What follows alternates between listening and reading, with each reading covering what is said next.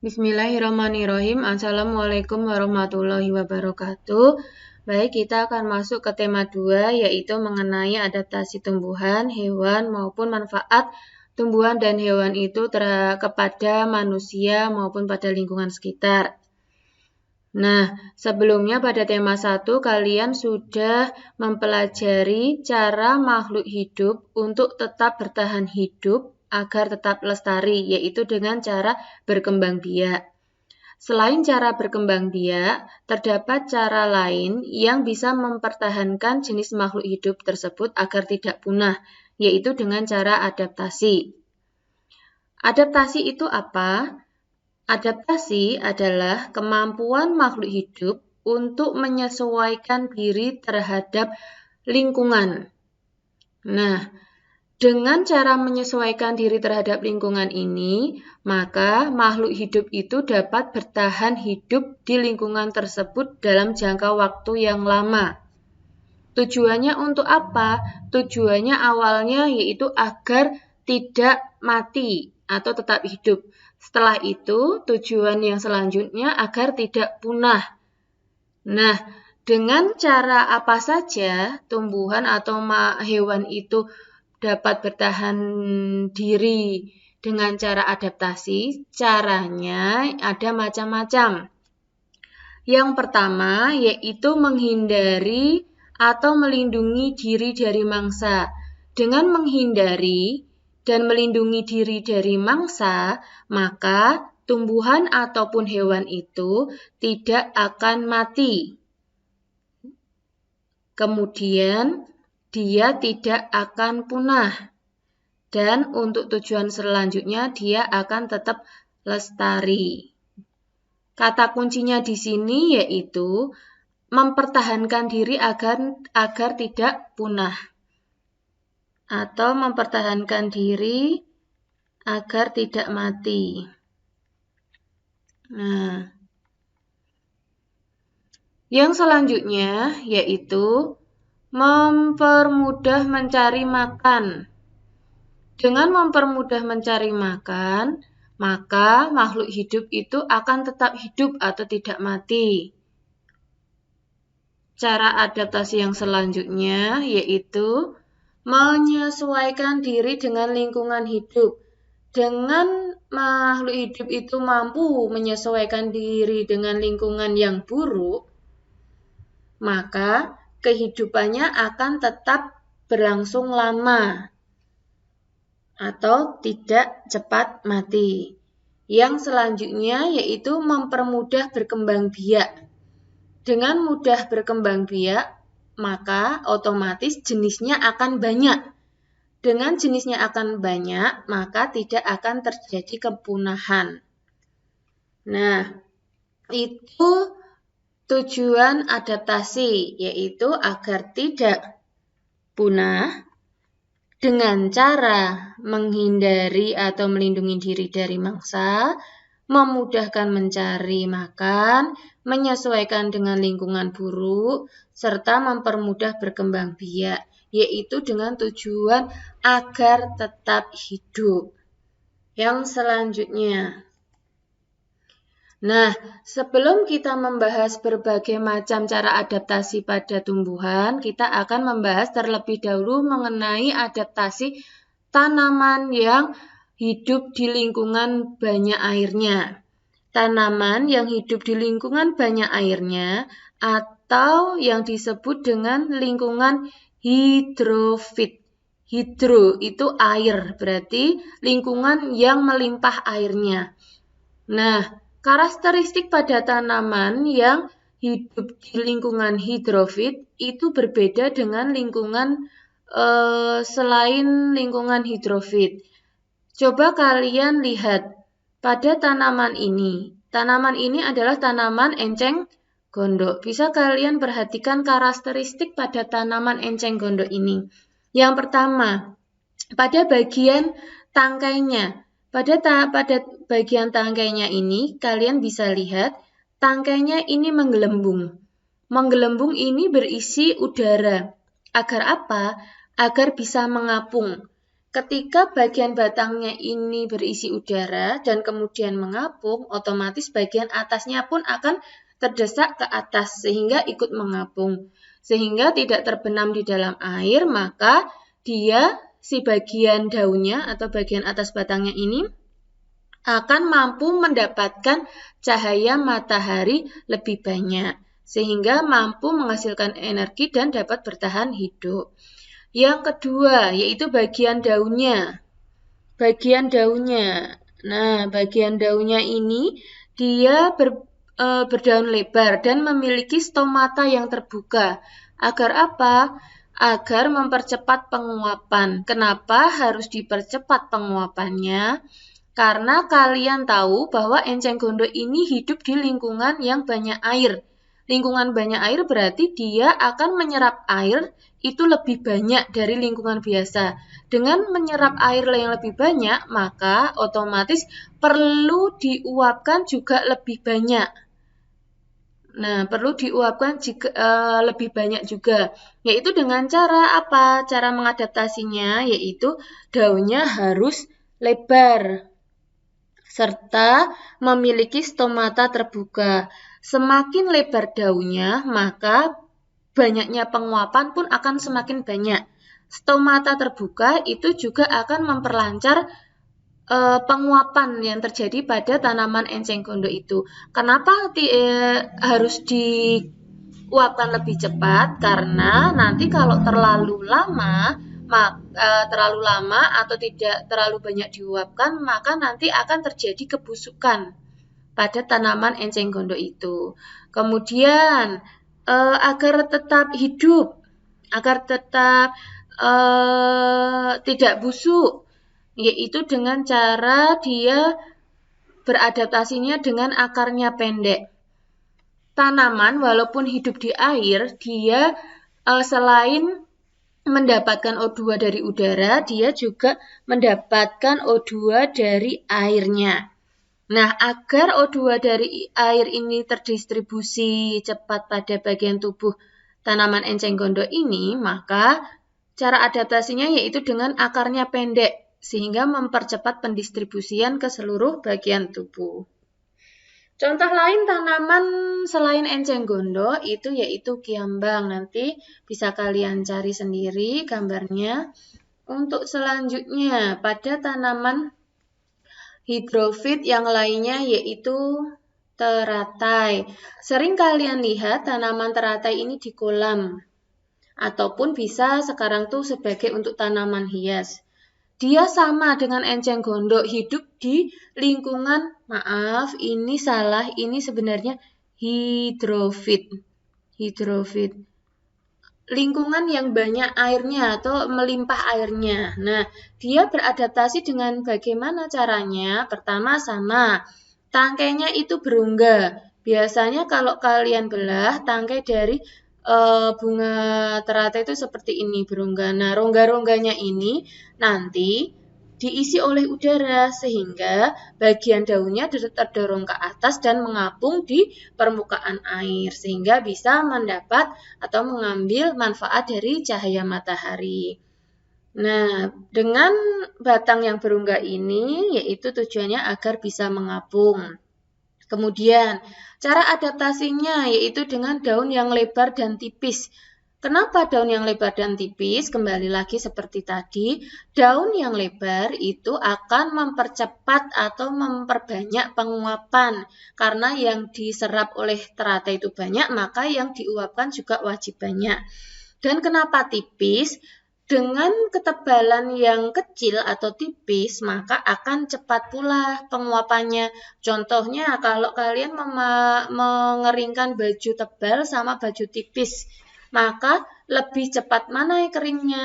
Yang tipis kan? Nah, itu seperti itulah analoginya untuk pada pembahasan ini. Jadi, daunnya harus lebar atau tipis agar mempercepat penguapan. Kemudian, ini agar terbenam dalam air. Sebagian tubuh mengapung di air. Ini penjelasannya sama dengan bagian yang nomor 1 ini tadi.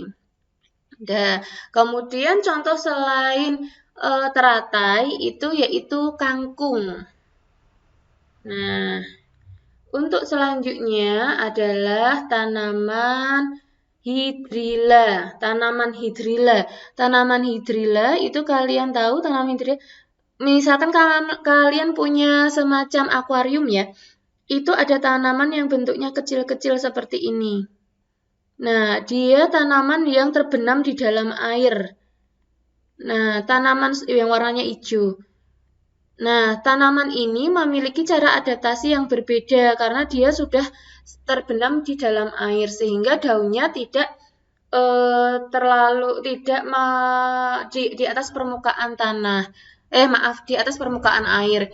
Nah, cara adaptasinya yaitu dinding sel dari tanaman ini,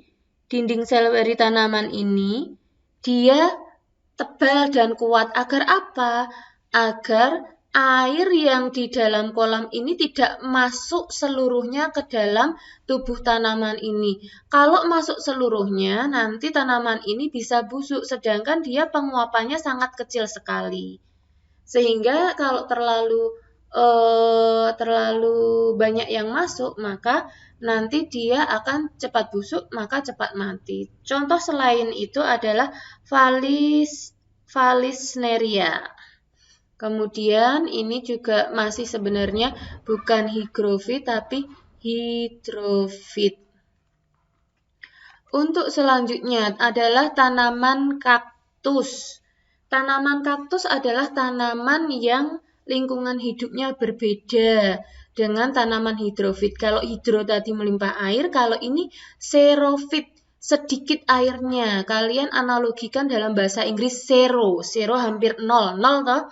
Ini airnya hampir mendekati nol atau sedikit.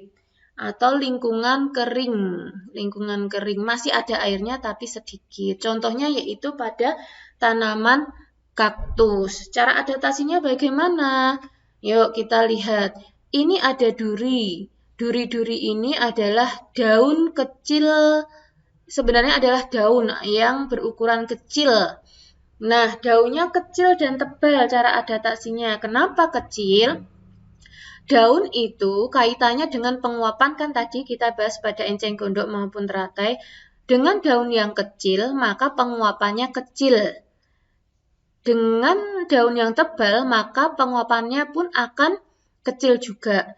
Karena kaktus itu hidup di tempat kering atau sedikit air, maka untuk memenuhi cadangan air pun susah. Maka cara untuk menghematnya yaitu dengan daunnya kecil dan tebal, sehingga penguapannya pun sedikit.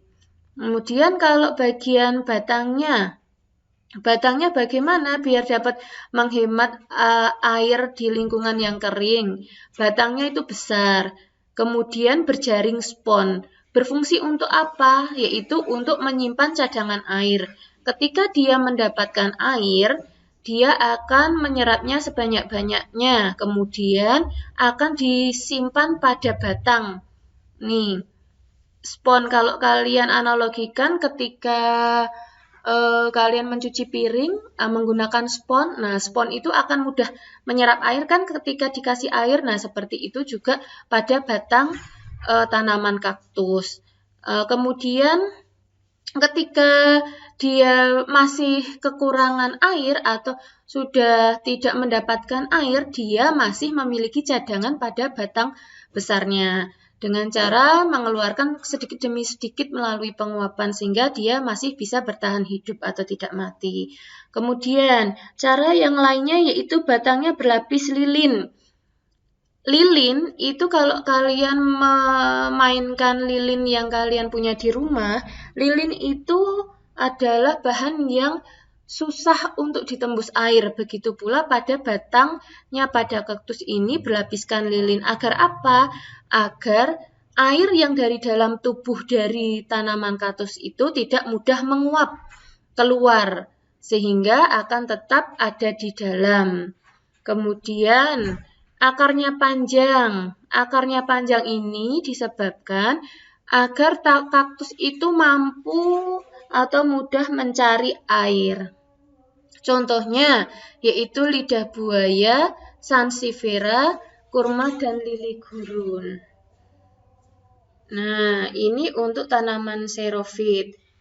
Sebenarnya tanaman xerofit itu adalah tanaman yang tidak hanya hidup di gurun aja. Tanaman yang jika kalian tidak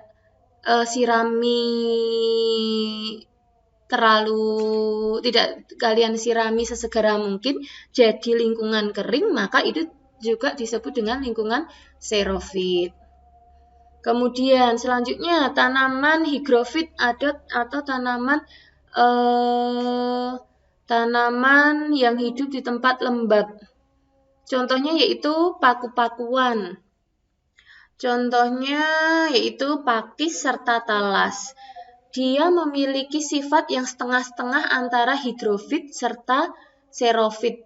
Jadi kalau dibuat garis itu hidrofitnya di sini, kemudian xerofitnya di sini, dan higrofit itu pada bagian tengahnya. Jadi dia memiliki sifat adaptasi setengah dari hidro, setengah juga dari xero. Contohnya yaitu dia beradaptasi menggunakan daun yang berstomata terbuka agar memperlancar penguapan. Kemudian daun dan batang berlapiskan lilin tipis itu agar penguapannya tidak terlalu cepat. Nah, pada bagian ini itu mengambil ciri cara adaptasi pada hidrofit, sedangkan yang ini mengambil cara adaptasi pada tanaman xerofit. Contohnya yaitu pada pakis dan talas. Ya. Untuk selanjutnya, tanaman bakau. Kalian tahu tanaman bakau? Tanaman bakau itu adalah tanaman yang hidup di air asin atau halofit.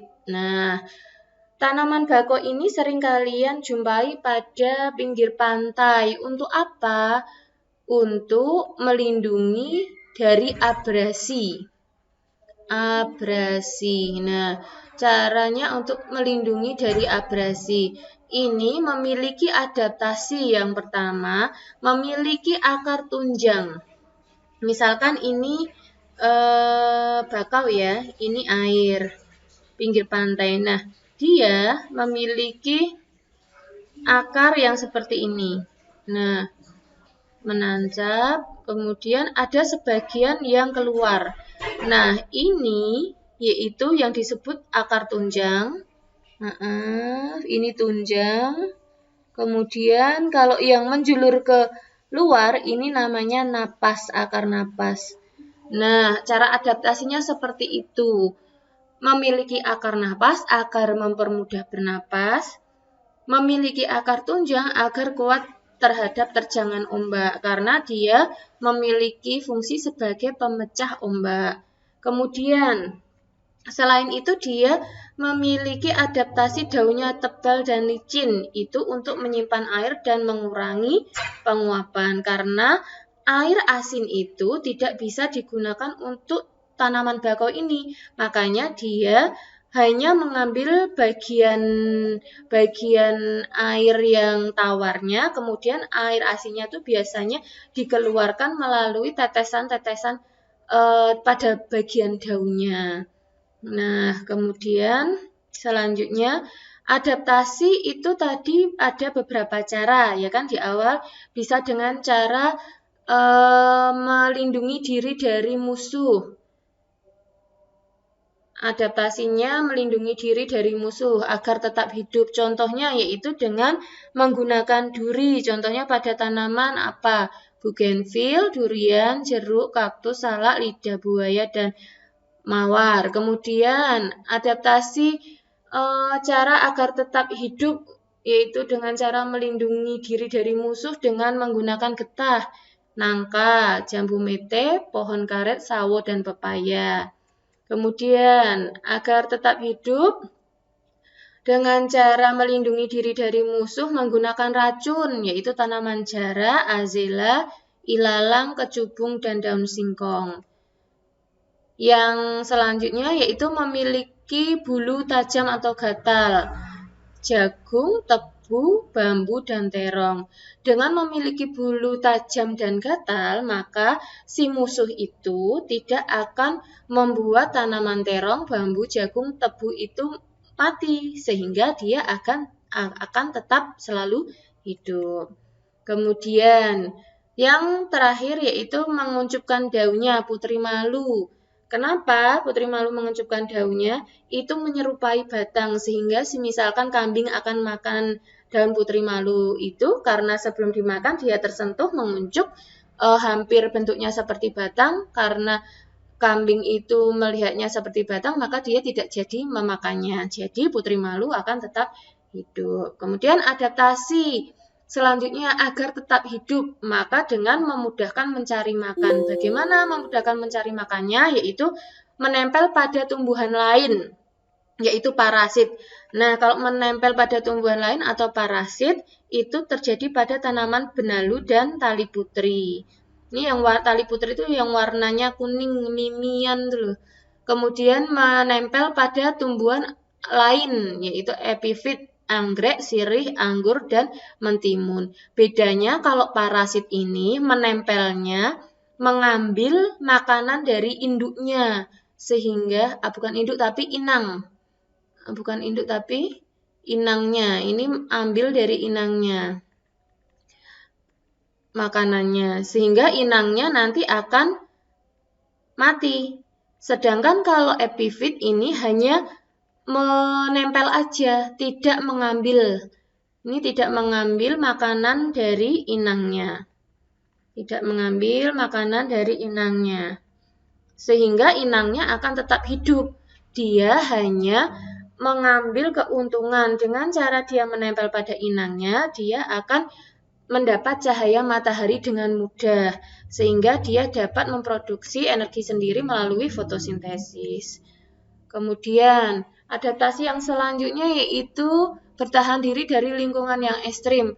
Tanaman serta tumbuhan itu akan tetap hidup jika mampu bertahan di lingkungan yang ekstrim. Contohnya dengan apa? Menggugurkan daunnya ketika panas, yaitu jati, mahoni, kedondong, dan randu. Dengan menggugurkan daunnya ini, maka otomatis penguapannya kecil.